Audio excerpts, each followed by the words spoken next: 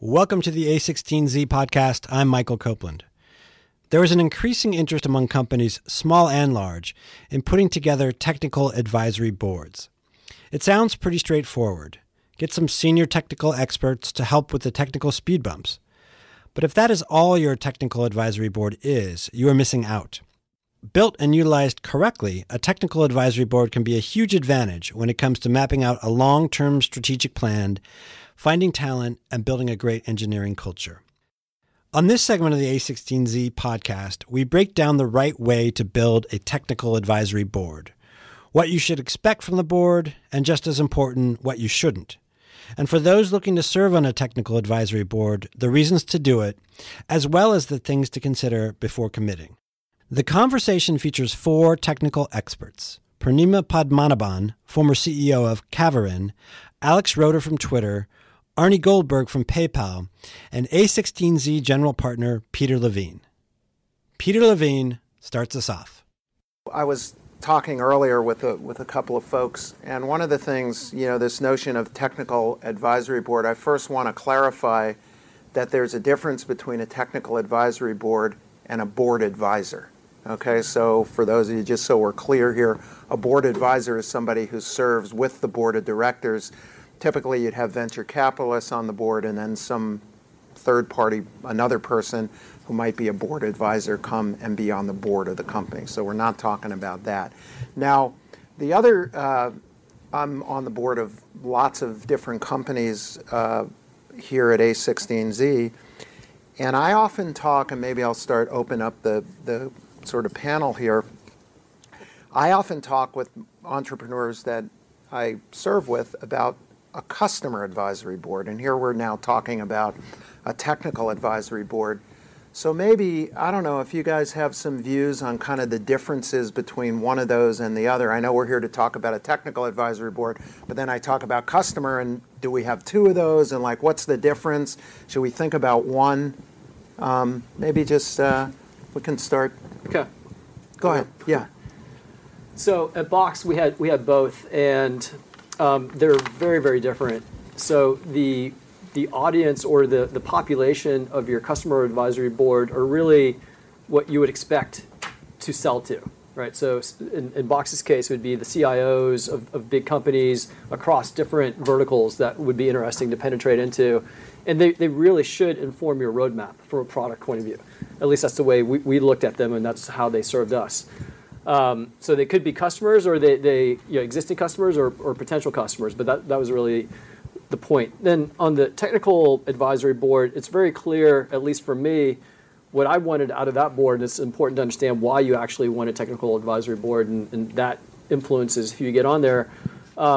I needed technical problems to get solved, and not that I couldn't solve them within the teams that I had, but a lot of it was I needed smart people from the outside that didn't have a lot of vested interest in the solution or weren't going to be there necessarily to deal with the consequences, to just bring some informed opinions from their experience into some tough technical choices. So to me, pretty distinct difference. Any other comments? So I have had primarily customer advisory board, but what I found was once you formed an advisory board, and by the way, when you're starting out, even though it's you call it a customer advisory board, none of them are your customers, and actually it turns out to be great because you're getting a lot of feedback from the customers, as you said, on the use case, on the pain points. Does the solution even make sense? But then I found the same advisory board, customer advisory board, would nominate some technical folks from their teams to actually participate in, let us say, a beta or an alpha or even early feedback. So some of the best requirements I've gotten, detailed technical requirements like multi-factor authentication, how do you want to build it in in your product, from customers who nominated technical folks. And then would those nominated technical folks then become the basis of a technical advisory board? Yes, in my case it became a basis of a informal technical advisory board, but it was kind of connected to the customer advisory board. All right. Yeah. I've only ever been on one, just the technical advisory board, but I would say even if you know that you want that, just be really clear. I would start everyone that raised their hand saying they're thinking about forming one. Or just start by writing down what you're trying to accomplish. Like that's just a thing that people do and it's an outcome, but I would, like, what is the thing that you think you need a technical advisory board for, and be very clear on that. And maybe it'll lead you down the road of a customer advisory board instead. I don't know.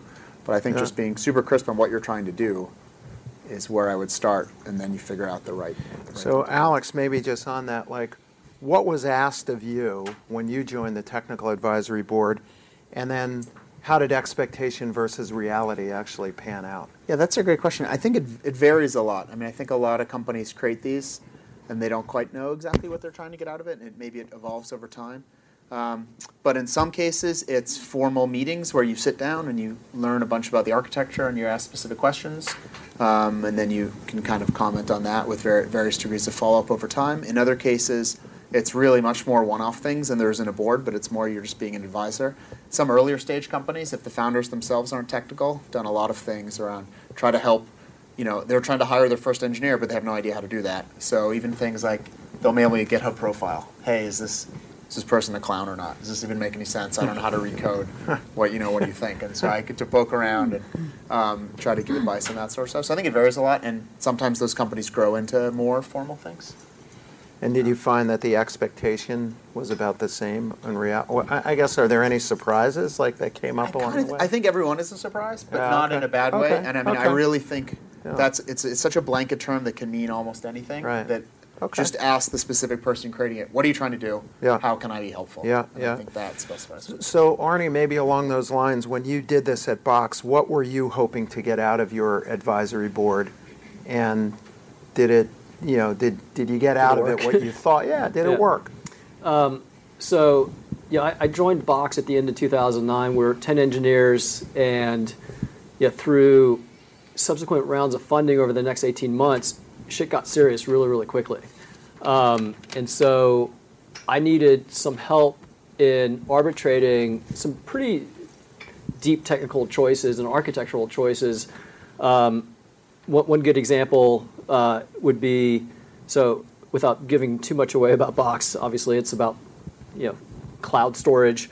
But what's interesting underneath that is the permissioning is a waterfall permissioning, and so to actually model that, you could go down a path of saying there's a graph, right, and that graph is actually represented in something like Neo4j, right? So a persistence model could be Neo4j, but it was built on LAMP.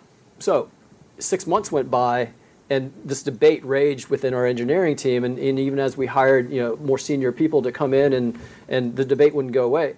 All it took was one formal conversation with some of the, as I created this architecture board, this advisory board for people from the outside that would come in, give them context as quickly as possible around the problem, and they had a lot of seniority and experience in actually going down the path of some of these choices.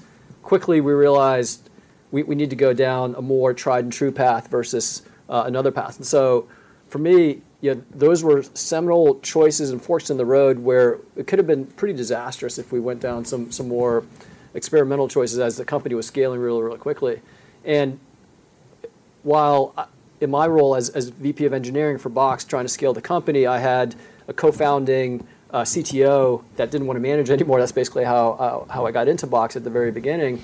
We had a good relationship, but he was very much a shiny object type of person, so wanted to explore new technologies, but was pragmatic enough to actually listen to other people. And so I knew I wouldn't be able to get to an answer internally without maybe some external people that he respected forming or helping him form his opinion. So that's how I use them.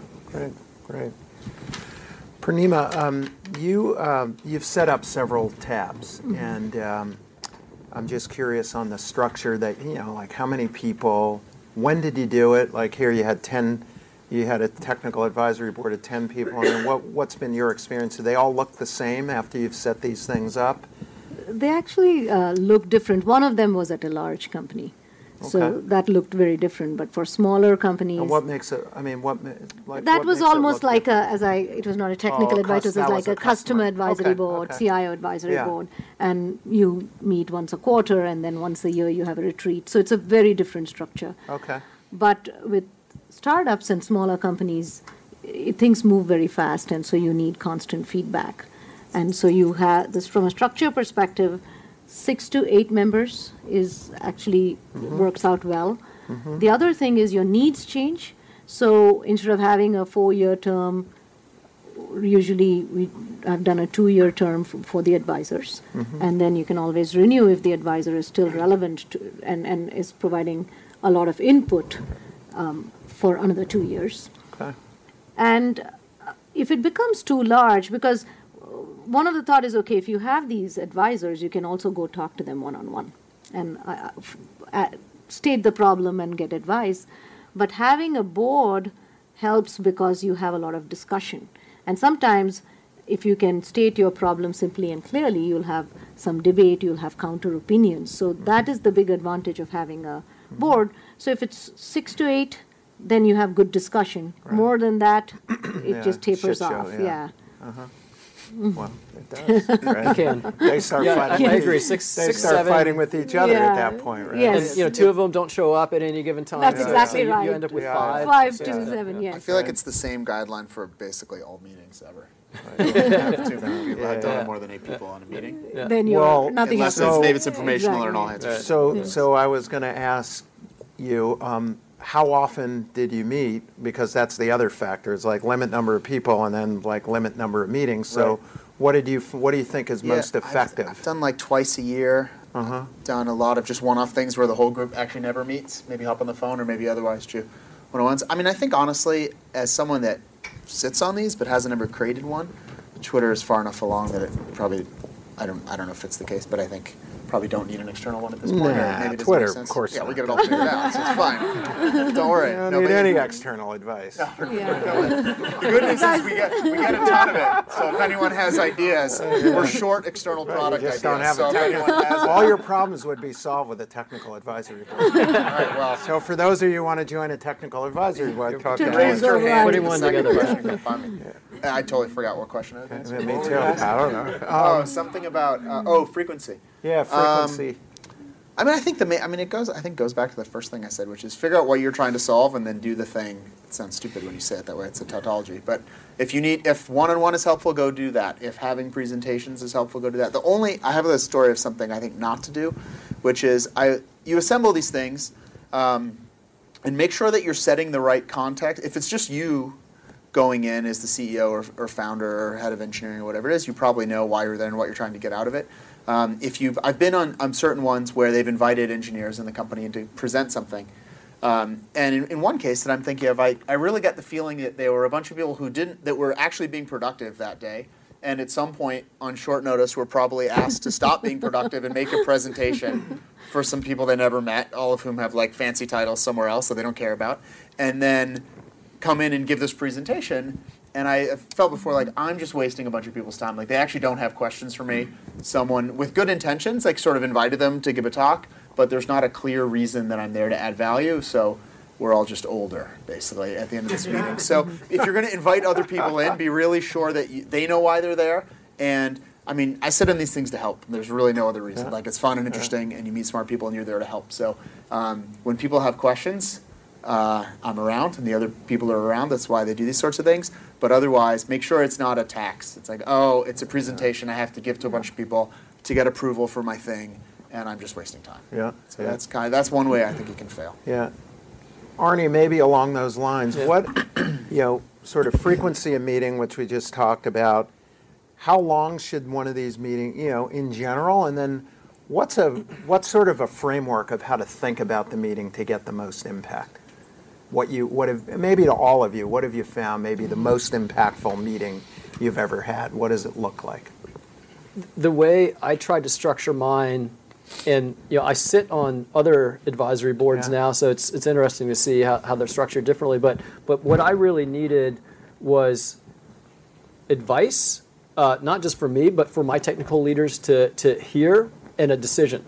Right? In a lot of cases, it's why you actually put this meeting together. It's not to present something and get approval, but it's to debate a point and debate something that is worthwhile enough to get all these people, high-powered people from across the valley or whatever into a room together and make it worth their while, but also worth the while of the people who are actually within the team to feel like we're moving forward as a company in some direction.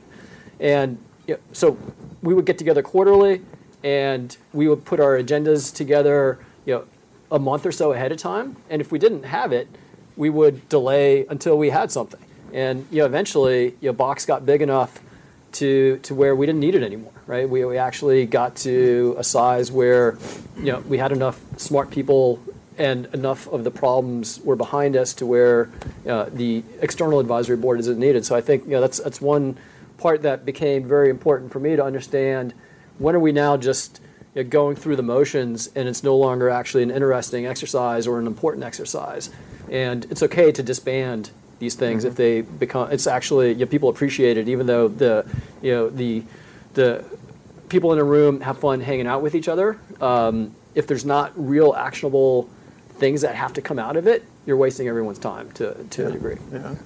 Pradmina, how, maybe along the lines of setting up the meeting, how do you decide what gets presented to a tech advisory board versus not? I mean, is it everything? Is it one thing? Does a VP of engineering decide? Like who creates the list, and how does that come about? That's an interesting one, and I think something that I have learned over the course of a few boards, which is initially the tendency is you want to present, and you want to kind of get validation. They're nodding, yes, this is good, and is this the right path, and this is the right architecture. But then you realize you're not utilizing the advisor's time well. Most of the people who get on advisory board get on because they want to help, they are passionate about the problem, they want to help shape the future of your company. And so the best is to pick a problem statement, whatever you want to solve. So you think one per meeting? One per meeting is what has worked best, because then you give enough time. Number two, give them a heads up on the problem statement so that they can prepare. I have had some fantastic meetings, albeit not. One example I have is it's not necessarily a technical problem. It was around how do we justify the ROI of the product to IT shop. And this, we sent an agenda item, in fact, I call it homework, almost like, okay, this is what we are going to discuss. And some of the advisors, customer advisors, had actually done a survey in their organization and found out what were the metrics.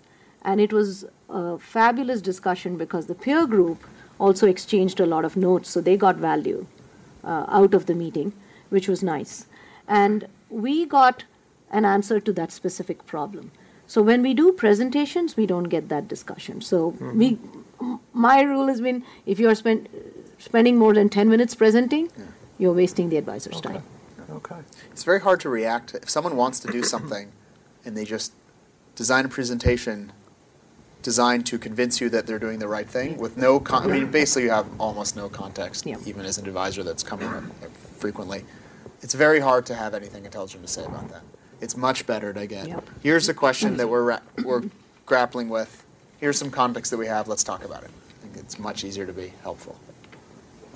Yeah, and I think that's why you want to have diversity of experience and personality on the board as well, because that conversation is where the magic happens, right? And so, what happens if you have vocal advisors, and so this is also where it goes back to the point about refreshing the board every couple of years, because I got advisors on that seemed great on paper but didn't contribute.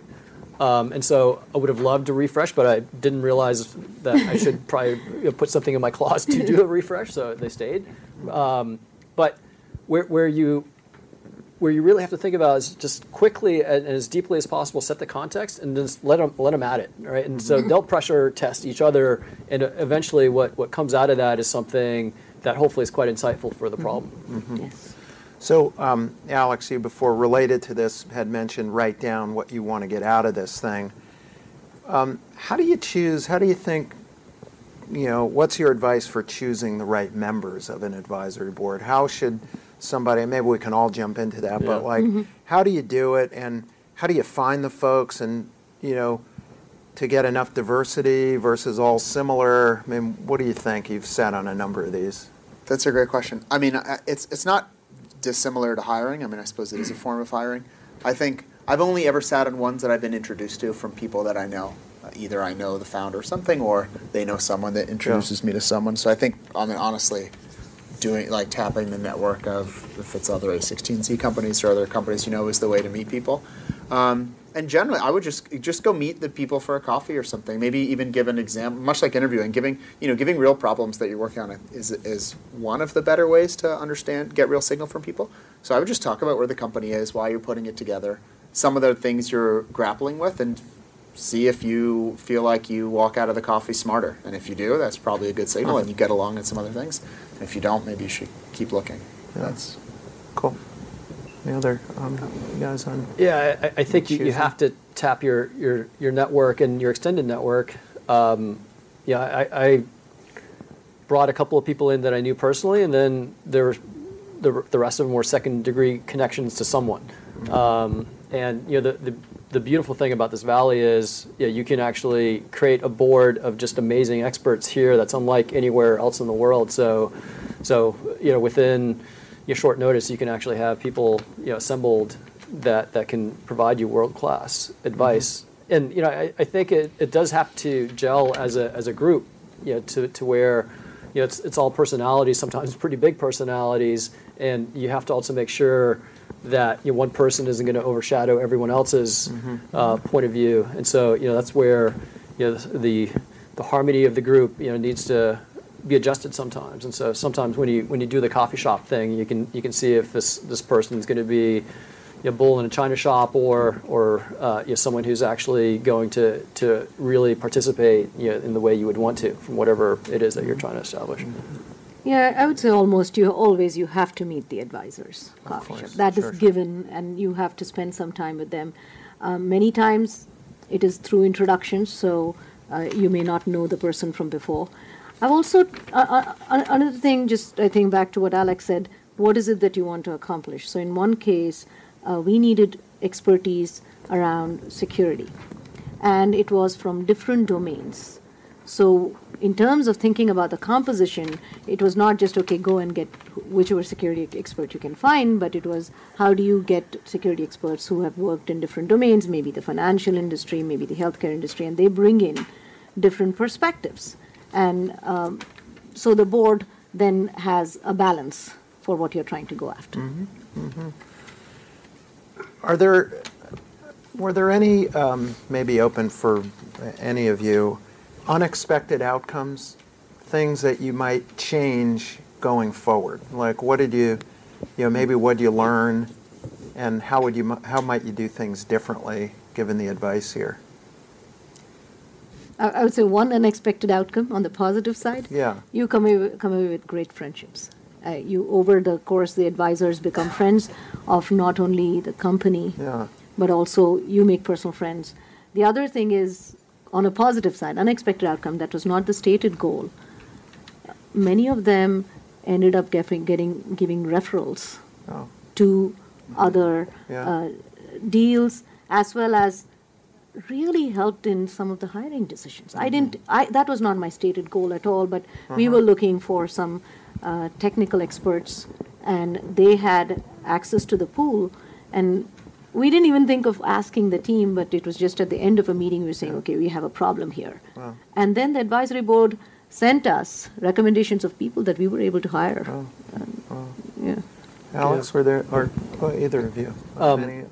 For me, what was really cool about the board and just the people that I was lucky enough to get on it is, not just getting technical advice out of them, but they also became, in their own ways, mentors for me in certain situations.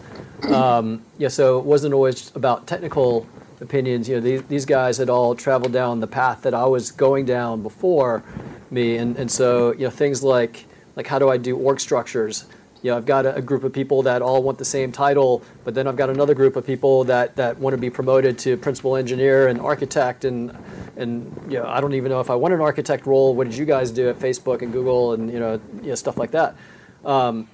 That's not really the role of a technical advisory board, but super important conversation to have as you're scaling a company 10x within a short period of time and trying to keep a culture intact. And so having having someone that I can actually do a heart-to-heart with around some of those things was really, really important.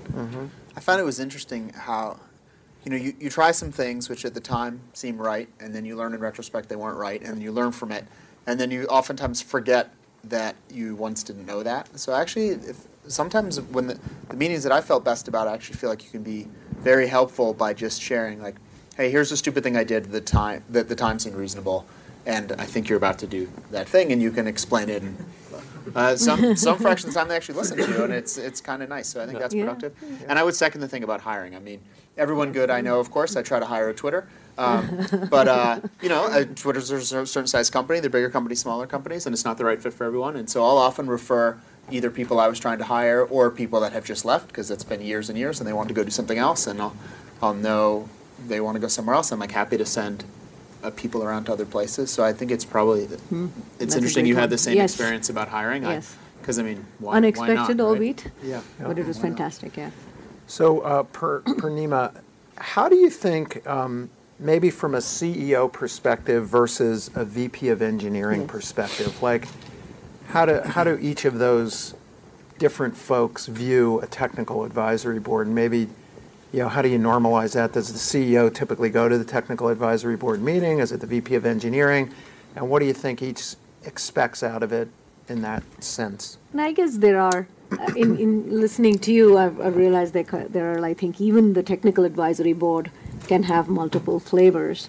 And so the situation where I talked about where there was a customer advisory board and there was also a technical advisory board within the same company. From a CEO perspective, the customer advisory board, the biggest one is validation of the problem statement. Especially you're building a company, you want to lay out, okay, this is the pain point I'm trying to solve. Is this real? Will it resonate with you? Will you pay if I build this? Will you pay if I build an extra set of features?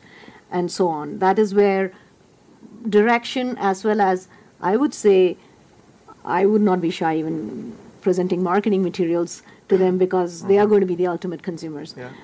But on the technical side, it's not just for engineering. I found it was very valuable for the product management folks because these decisions that you make on architecture should, okay, I'm going to put it on a SaaS and do multi-tenancy. How should we do that? And should we have separate data structures or should we just do it all pooled? Has huge implications on the other requirements that you may have. So having product management team, I've always had product management team also drive some of these meetings on the requirements. Great. Arnie, what are the characteristics of the best tab member that you've ever worked with?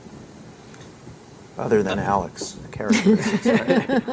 I think Second best.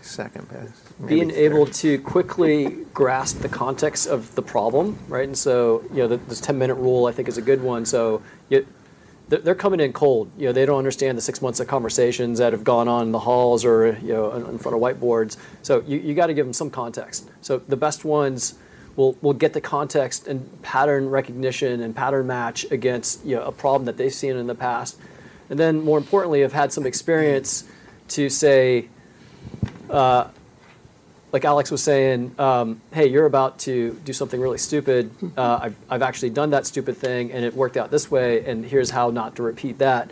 And so the board members who can actually articulate that in a way that fosters debate, but then gives clarity into a direction or down a direction to get to an answer are the most valuable ones. Right. So the ones who sit there just ingesting information but never giving back any energy are the ones that just end up being somewhat useless. Yeah. Okay. Honestly. And Alex, what's you mentioned wanting to help the company as being your interest. What's the other, maybe some other values of being a technical advisory board member to the advisor? I personally find it interesting. You meet smart people that are working on different problems. It's nice to feel like you can occasionally be useful by having people avoid the dumb stuff that you did. Those are the main things, I think. Okay. Just meet smarter people. I think that maybe the flip side of the question you asked him. I think the best arrangements are when companies just super not too formal about it, just really honest about what they're, instead of, oh, I have a technical advisory board meeting next week, oh shoot, like I have to think of an agenda and now it's a to-do item. I think the more it's just around, I'm stuck on X today, so I want to go talk to some people I trust about X. And it can be right down the middle of what a technical advisory board is for, or it can be a little, you mentioned product management, or it can be around, well, we just promoted an engineer to be the VP of engineering, and so they've never done management before, so how do you help with this case? Or I think just the more it's about real world things that they're struggling with, the more you can actually be useful. Yeah. How do you compensate a technical advisor? Maybe Arnie, we can start with you. So for me, it was pretty straightforward. I just gave a stock option package that was equivalent to a seasoned engineer, and put my board together pretty early on in Box's life. So it ended up being a pretty reasonable package at the end of it all. But it was, I think, a 3-year vesting period, so accelerated over what was generally a 4-year vesting package. So it was all stock option based, equity based. Yep. I did the same, all stock option based, except I did a 2-year term. Yeah. I wish I'd talked to you before that. That's a great idea. 2-year term and then renewed again. I see the same thing. Okay. How I've seen quite often when I've set up customer advisory boards, which may be slightly different, all your advisors work at companies, and often there's an ethical dilemma of like, if they're a potential customer and I pay them stock options and I want them to use my product, like it's, one hand feeds the other, and it's a little bit of a bribe, and, then you want them to go and recommend the company to investors and blah, blah, blah. That's what happens. Yes. So, how do you sort of deal with that? And if a company doesn't allow, if a company may not allow it, how do you get around that? Or do you just say, no, we're not going to do it? Kind of maybe just speak to some of the potential ethical pitfalls there. Actually, I have had a few situations like that. Yeah. And you have to be careful twofold. So one is a simple situation where you want someone as an advisor. They may go and ask their company. And so my example was I was trying to bring Kumud, who is from Intel, on the board. And Intel has a very strict policy that you cannot accept anything. So after a lot of back and forth, she still wanted to be on the board and provide advice, but had to sign an agreement with Intel, and we had to sign an agreement with Intel that in no shape or form were we compensating her with any stock. Okay. That's one form of, but that was kind of something that we... And she ended up serving on the board, yes. For 2 years. Basically for free. For free, yes. Okay.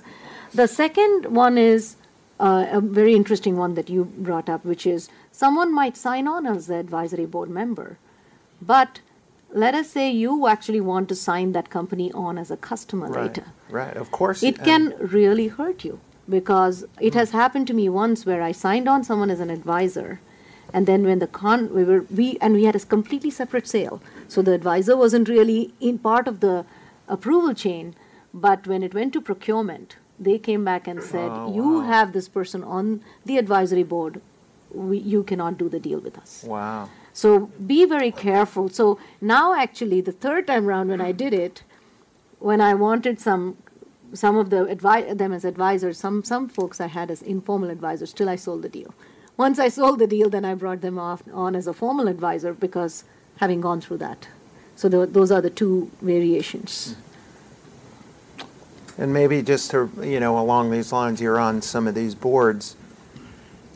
Do you ever find that the company, along this ethical sort of boundary, the company is asking you to promote the company too much relative to sort of what's really happening? Do you get into like that weird sort of, like young companies, they have a series, an investment round coming up, and they're like, hey, Alex, like the investors are going to call you, so we'd be happy for you to give us like a great story. Yeah, I haven't had that happen to me. Well, what if it did? Yeah, I think I thought you might say that next. Come up with something. I would just be upfront. First I'm an advisor, and generally people don't do these things for the money. I guess it would have been nice to join the advisory board on Box. I should have thought about that. But in general, you don't do it for the money. So, but you should be like, look, here's my relationship with the company.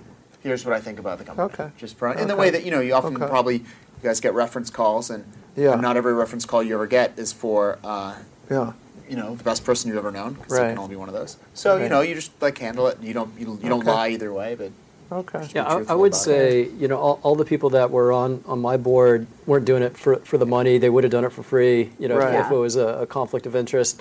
And I would say 60% to 70% of them came to me after each one of these, like, oh, this is like the best 4 hours of my Great. quarter, because I get to actually be out of the operational, just craziness that I'm in, and see what someone. I don't have to live with the consequences of everything Right. I'm talking about. Like, so That's why I do somebody else's my baby. job is awesome. Now. It's just, so you know, yeah, so It's I think dispense advice. there, and there's yeah. a duality of, Right. of what's going on and who's getting what out of it. Yeah.